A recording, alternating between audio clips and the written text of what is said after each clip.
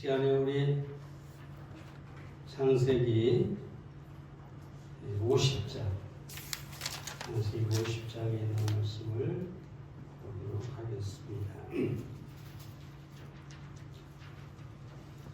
창세기 50장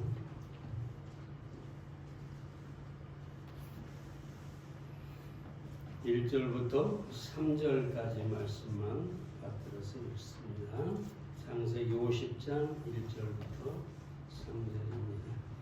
요셉이 아비 얼굴에 굽으려 울며 입맞추고 그 수종 의사에게 명하여 향재료로 아버지의 몸에 넣게 하며 의사가 이스라엘에게 그대로 하되 40일이 걸렸으니 향재료를 넣는 데는 이 날수가 걸림이며 애굽 사람들은 70일 동안 그를 위하여 곡하였더라.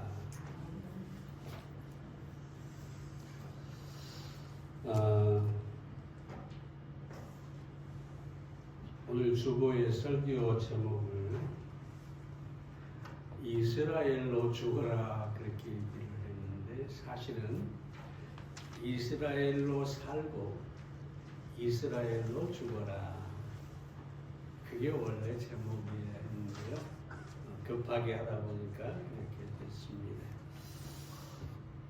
야곱이 죽자 요셉과 그의 형제들은 야곱의 장례식을 치르게 되었습니다.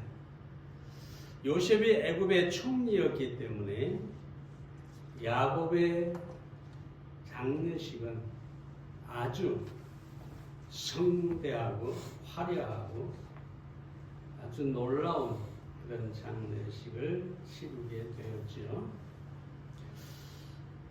오늘은 우리가 딱 두 가지만 이 본문에서 생각해 보겠는데요. 첫째는 이스라엘이 장사되었다.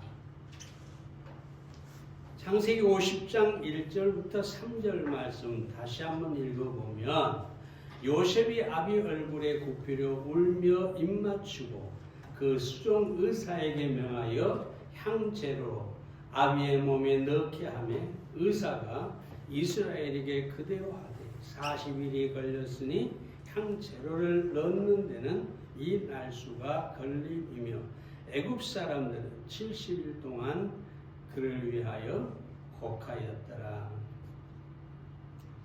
요셉이 애굽의 총리였기 때문에 자기를 수종드는 의사가 있었어요.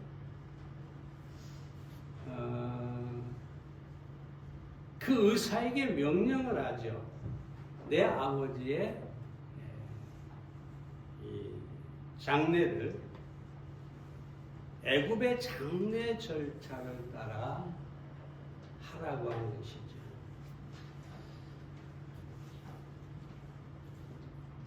제가 성지순례를 갔을 때 제일 먼저 이스라엘로 가지 않고 이집트의 룩소르라고 하는 곳에 갔는데요. 그 룩소르에는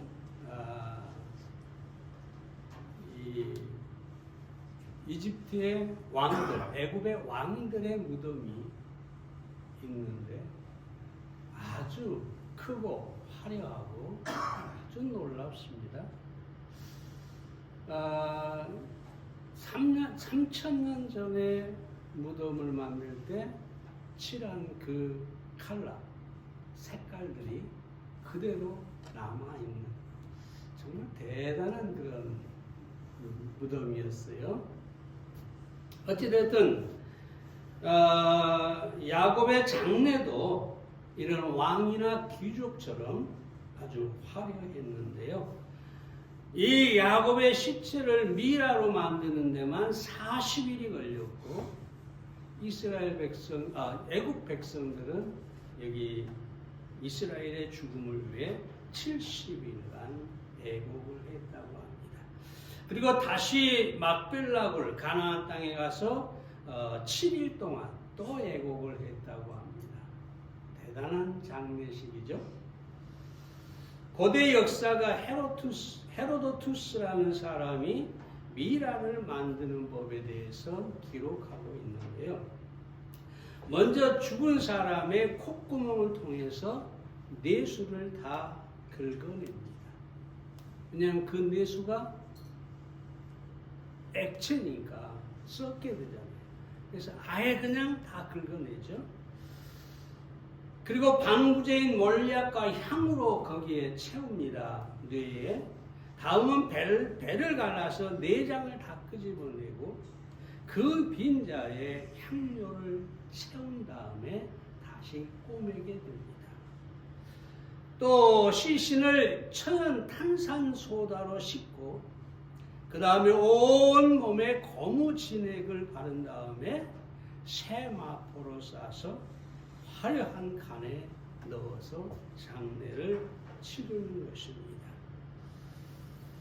이러한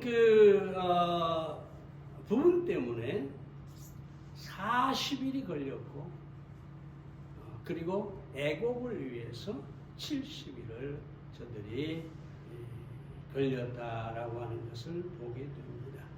이 창자는 그럼 어떻게 하느냐?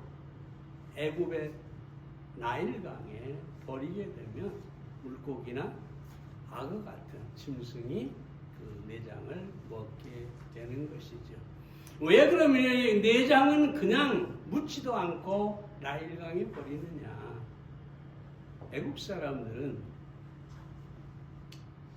모든 탐욕, 욕심 이것이 내장에 있다고 생각을 했어요.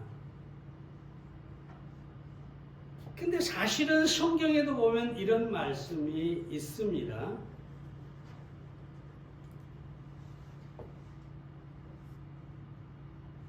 탐욕스러운 사람은 자기의 배만 채운다.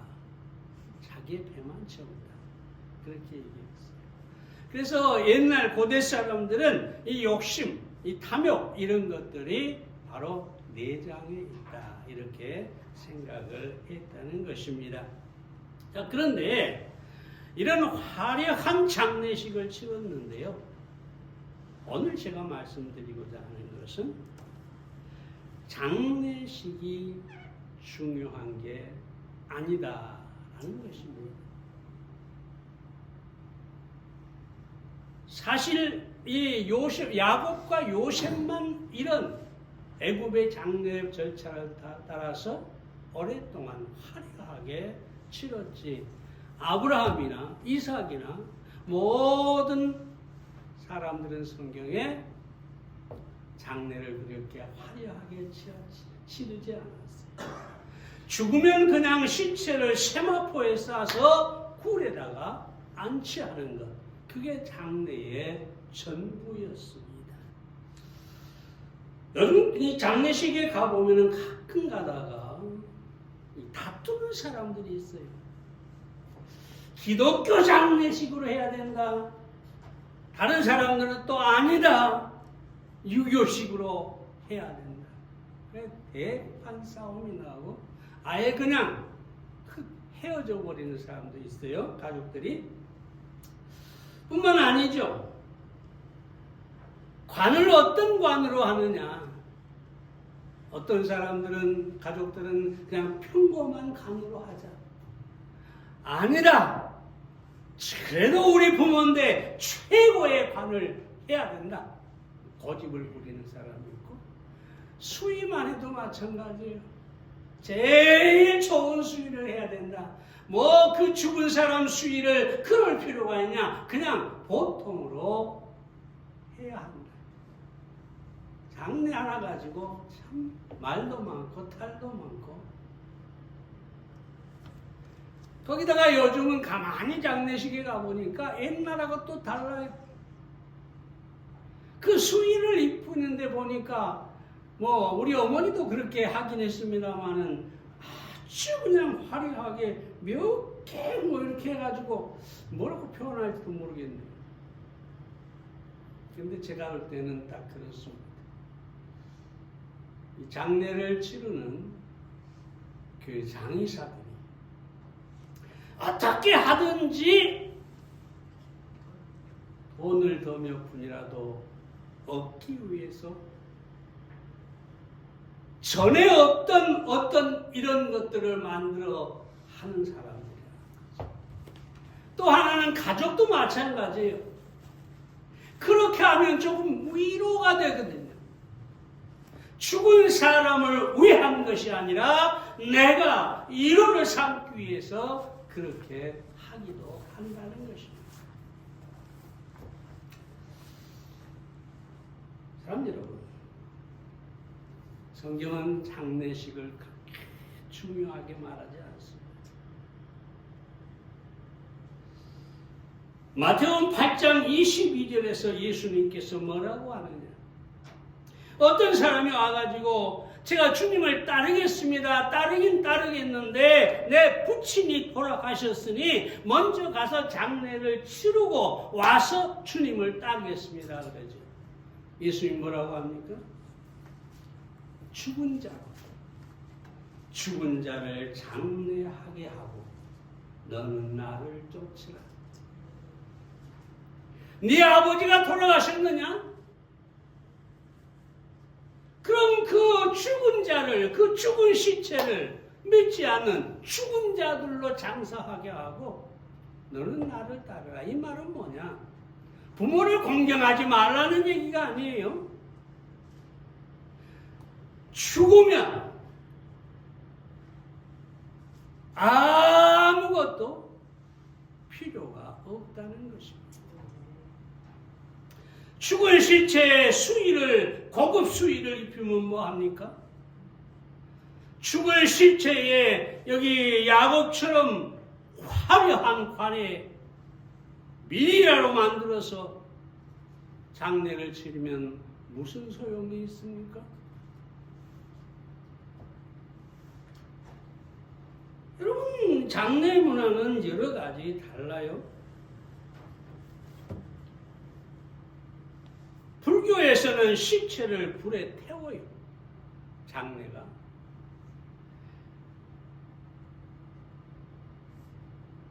인디언들은 시체를 나무에 올려 독수리나 까마귀가 먹게 하는 것이 장례입니다. 인도에서는 시체를 작은 배를 만들어서 거기에다가 꽃이나 촛불로 이렇게 장식을 하고 강에다 띄워보냅니다. 자, 그럼 우리가 어떤 장례식이 좋으냐? 좋은 장례식은 없습니다. 애굽처럼 미라로 만들어서 화려하게 장례를 치르고 거대한 피라미드 안에 관을 놓는다고 해서 좋은 장례식이 아닙니다. 과거의 영광은 보여줄지 몰라도 죽은 자에게는 아무것도 필요가 없는 것입니다. 그럼 여러분 부탁을 드리는데 여러분의 가족이나 친족이나 누가 장례식을 할 때 제발 고집 피우지 마시고 싸우지 마세요. 이미 죽었는데 어떤 장례식을 치든들 그 고인에게 무슨 유익이 있겠습니까? 그런 걸로 산 사람들이 다투고 싸우고 마음 상하고 상처받고 그럴 필요가 전혀 없습니다. 물론 우리가 살았을 때는 나이가 들다 보면 나는 정말 곱게 가고 싶다. 내 장례식이 깨끗하고 고왔으면 좋겠다. 근데 사실은 그것은 성서적이에요. 왜냐하면 성경에도 사람이 죽으면 깨끗하게 씻어서 거기에 수의를 입혀 세마포로 수의를 입혀서 무덤 이 굴에다가 장사를 하거든요.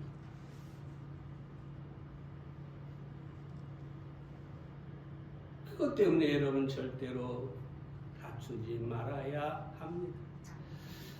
그러면 어떻게 해야 되겠습니까? 여기서 우리가 배울 교훈은 무엇입니까? 장래 의식보다 그 영혼의 가치를 부여해야 합니다. 장래보다 돌아가시기 전에 복음을 전하고 예수 그리스도를 영접하게 해야 합니다. 죽으면 끝이기 때문에 그 전에 살아있는 동안에 영생을 얻도록 우리가 복음을 전해 주어야 합니다. 아무리 여기 미라를 만들고 화려한 장례식을 한다 할지라도 복음을 전해서 구원을 받고 천국에 가게 하는 것, 그것보다 더 큰 효도는 없는 것입니다.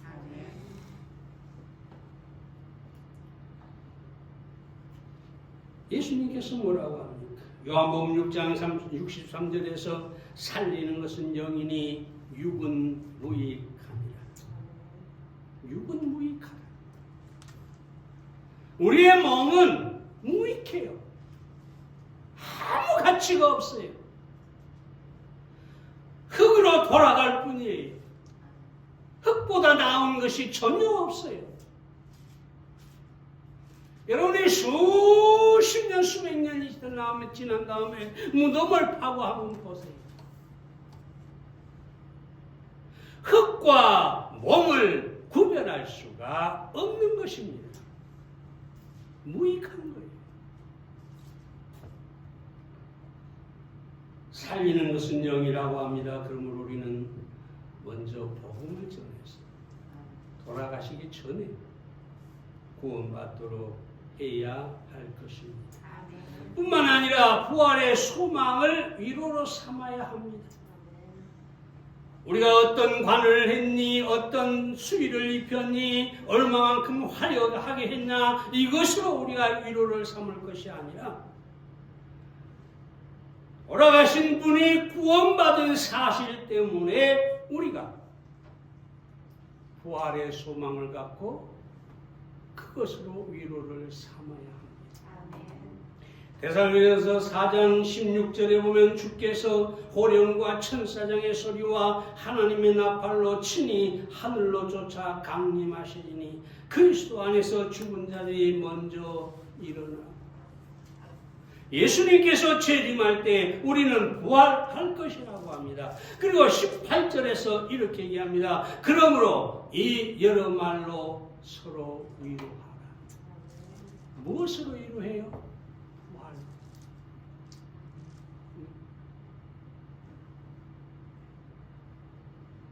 천국에 가셨고 다시 부활할 것이고 그 믿음 그 소망으로 서로 위로해야 한다는 것이죠.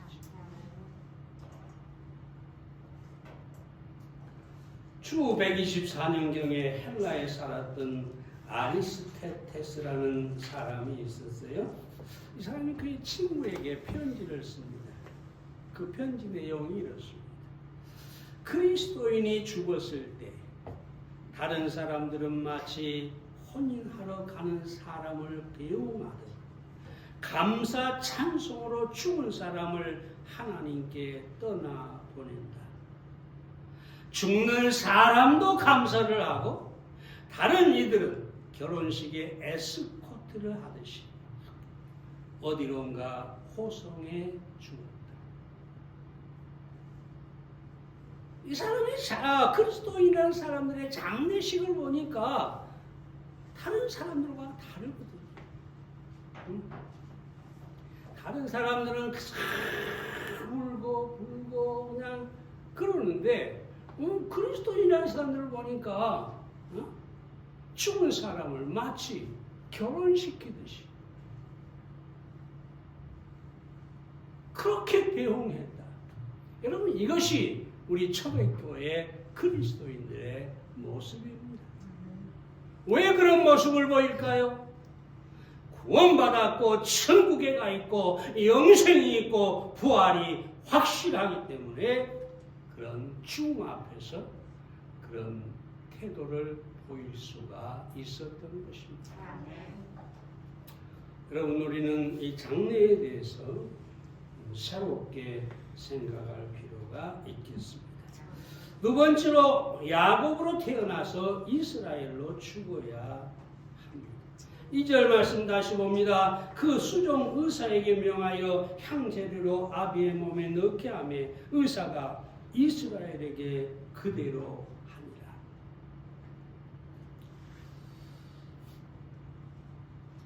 여기 중요한 것이 뭐냐 하면 야곱에게 그대로 하니라가 아니라 이스라엘에게 그대로 하니라. 여기에 야곱은 없습니다.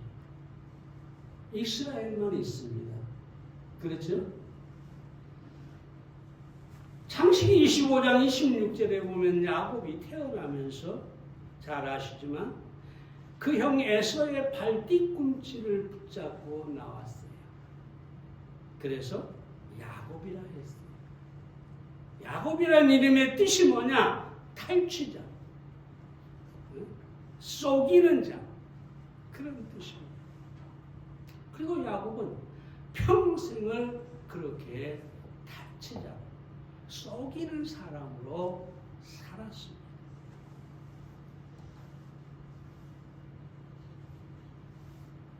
잘 알지요? 형의 장자권을 팥죽한 그릇에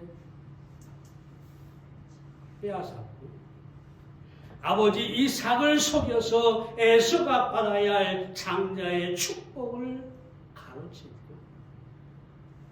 애삼촌 라반의 집에서는 머슴을 살면서도 이 라반을 속여서 라반의 양들을 속여 자기 양으로 만들고 여러분 머슴으로 사는데 성경은 뭐라고 하느냐? 야곱이 거부가 되었다고 합니다. 야곱이 에서를 만나러 갈 때 그 양떼를 한번 보세요. 세 떼로 나눠가지고 에서에게 먼저 보내는 야곱의 모습을 우리가 볼 수가 있어요. 그러니까 야곱은 평생 동안 자기의 꾀, 자기의 능력, 자기가 원한 대로 속이고 빼앗고 그렇게 갈취하면서 평생을 살아왔습니다.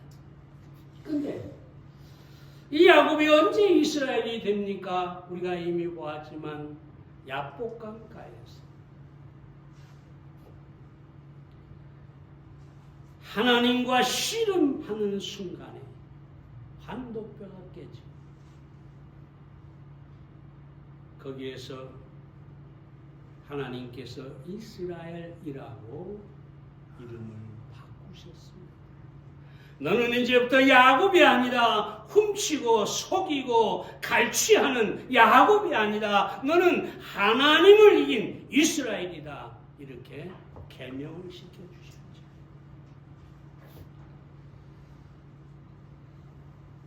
그럼 제가 사람들을 잘 안 만나 아주 가까운 사람에게만 이렇게 얘기합니다. 나는 야복강가에 있는 야곱과 같다.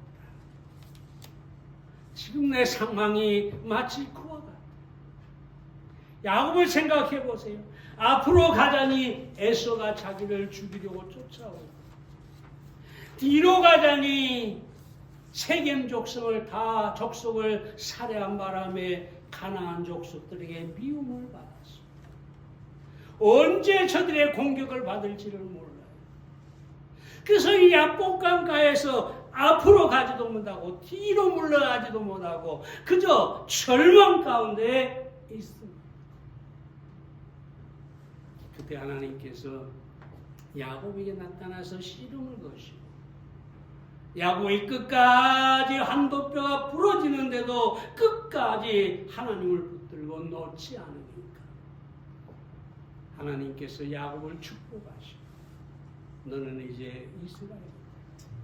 너는 야곱이 아니다. 이렇게 말씀하는 것을 우리가 보게 됩니다. 자, 여러분, 우리는 정말로 야곱으로 살아야 합니다. 지금까지 우리가 만약에 죄송합니다. 야곱으로 살아야 합니다. 아니라 야곱으로 살지 말아야 합니다. 지금까지 어떻게 살아왔든지 이제는 이스라엘로 살아야 합니다. 신학자 존 브래들리 쇼가 이렇게 얘기합니다. 당신이 변화와 성장을 원한다면 작별 인사를 할 줄 알아야 합니다. 과거와 작별해야 된다. 야곱과 작별해야 된다는 거지. 나의 허물, 나의 잘못된 성품, 나의 모든 이런 야곱과 같은 것들에게 우리는 굿바이 해야 된다는 거지.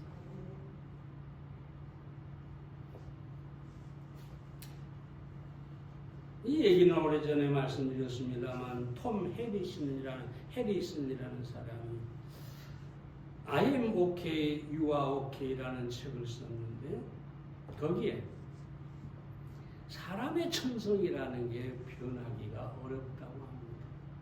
그렇죠? 우리가 변하기 싫어하는 사람이 어디 있겠어요? 변하고 싶어요. 그런데 변화가 안 돼요. 이게 문제죠. 근데 사람이 변하는 세 가지 사실이 있다고 하죠. 첫 번째가 모든 지식과 의지를 다 버릴 정도로 어려운 고통을 당해야 변한다. 모든 것이 끝나버리는 순간, 완전한 절망에 빠질 때 인간은 변할 수가 있다. 두 번째, 소망이 끊어질 때 궤도수정을 하게 된다. 그러니까 어떤 소망을 가지고 우리가 살아가다가 그것이 완전히 끊어져 버리고 무너져 버리면 그때 비로소 궤도를, 다른 삶을 살게 된다는 거죠. 세 번째, 유레카 스테이지에서 변한다. 유레카라는 말은 I have found라는 말이에요. 나는 발견했다. 나는 찾았다. 아르키메스인가요? 그 철학자가 임금이 세공사가 만들어 온 반지가 순금인지 아니면 거기에 은을 섞었는지 그걸 알아봐라 그랬어요. 근데 알 길이 없어요. 그때 당시에 요즘 같으면 어디 가가지고 검사만 하면 끝나는데 그때 당시는 이게 안 되니까 목욕탕에 가서 생각을 하는 거죠. 목욕탕에 딱 앉아서 있는데 목욕탕에 자기가 딱 들어갔는데 물이 탁 넘치잖아요. 그래서 그때 이것이다. 내가 목욕탕에 들어가 이 몸이 들어간 만큼 물은 넘친다. 거기서 깨닫고 순금인지 아닌지를 여기 알게 됐다고 합니다. 그래서 이분이 그때 하는 말이 유레카. 내가 찾았다. 내가 알았다. 내가 깨달았다. 제가 이 말씀을 드리는 것은 뭐냐면 우리는 이 유레카의 순간이 있어야 한다는 거죠. 영적인 생활은 깨달음입니다. 어떤 깨달음이냐? 한 가지 말씀을 드리면 바로 내 자아가, 나의 야곱이 십자가에서 이미 죽었다. 지식적으로 아니라 정말로 내 마음으로 이 사실을 확실하게 깨닫고 인정하는 그 순간이 필요하다는 거죠. 야곱은 그 다음에 계속 살아가면서 어떤 생각을 했을까요? 어떤 악한 생각이, 남을 속이려고 하는 생각이, 옛날에 어떤 습관이 나올 때마다 야곱은 죽었다. 나는 이스라엘이다. 우리는 정말로 우리의 자아가 죽었다는 사실을 알아야 합니다. 사도 바울이 뭐라고 합니까? 갈라디 2장 20절에서 내가 그리스도와 함께 십자가에 못 박혔나니. 나는 이 바울이 이 말씀을 할 때 이 사실을 깨달았을 때 얼마나 놀라웠을까. 나 바울은 이미 십자가에서 예수님과 함께 죽었구나. 나는 죽었구나. 이제 내가 사는 것이 아니라 내 안에 계신 그리스도께서 사시는구나.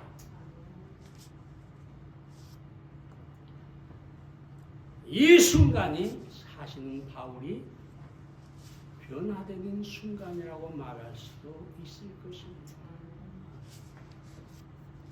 사랑하는 여러분, 우리는 변화돼야 되는데, 깨달아야 되는데, 내 안에 야곱이 이미 죽고 내 안에 이스라엘이 산다, 이 확실한 믿음을 가지고 살아야 되겠습니다. 모간이라는 평범한 여인이 있었는데 사랑하는 사람 만나서 결혼을 했어요. 근데 이 결혼의 환상이 금방 깨지잖아요. 저 남자가 저 여자가 없으면 죽을 것 같았는데 불과 얼마 가지 않아서 환상이 와장창 깨져버리잖아요. 이 모간이라는 여자도 그렇게 얘기했죠. 그래서 했죠. 그래서 자기 남편을 자기 마음에 들도록 바꿔보려고 온갖 노력을 다 했어요. 뭐 바가지도 불러보고 뭐도 해보고 그냥 하여튼 자기 마음에 맞는 남편을 만들려고 애를 써봤는데 변하질 않아요. 그러면 그럴수록 더 잘못돼 가는 게 이 남편이. 근데 어느 순간에 깨닫는 순간이 있었어요. 그게 뭐냐? 책임짐이 나를 바꿔. 남편을 바꿀 것이 아니라 내가 바꾸어져 보자. 그리고 새로운 마음으로 남편을 보기 시작합니다. 내가 원하는 대로 바꾸려고 하는 것이 아니라 내가 내 남편이 원하는 모습을 갖도록 노력하는 것이지. 쉽지 않았지만 결국은 그 남편의 변화를 경험하게 됩니다.